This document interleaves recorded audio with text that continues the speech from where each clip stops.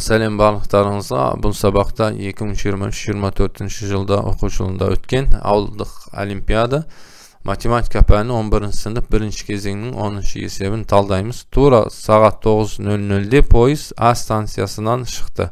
Алғашқы 27 километрді А станциясынан Б станцияға дейін пойыз 96 км бөлінген сағат жылдамдықпен жүрді. Пойыз Б станциясында тура 3 минут тұрды.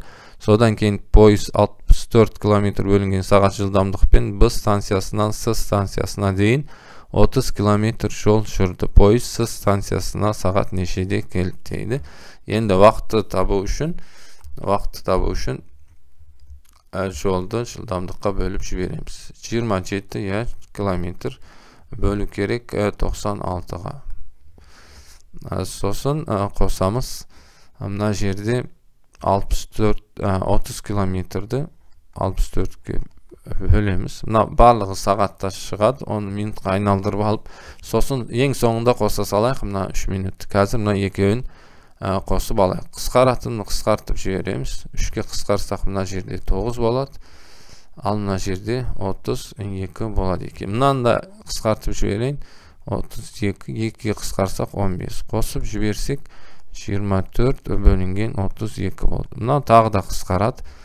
8-ге қысқарсақ 3 бөлінген 4 болды. Мынау сағатта қазір. Сағат еді ғой мына барлығы. Сағат километрлер қысқарып кетті, сағаттар қалды. Сағат.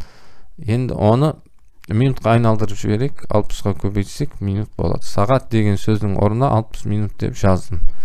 Енді сонда 45 минут болады, Мына тұрған 3 минутында қосып жібереміз. Сонымен 48 минут болды.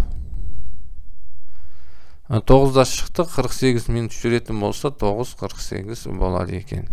Сағат 9-дан 48 минут кеткен кезде С станциясына жетіп келеді екен. Сонымен мына есеп шықты. Сау болыңыздар.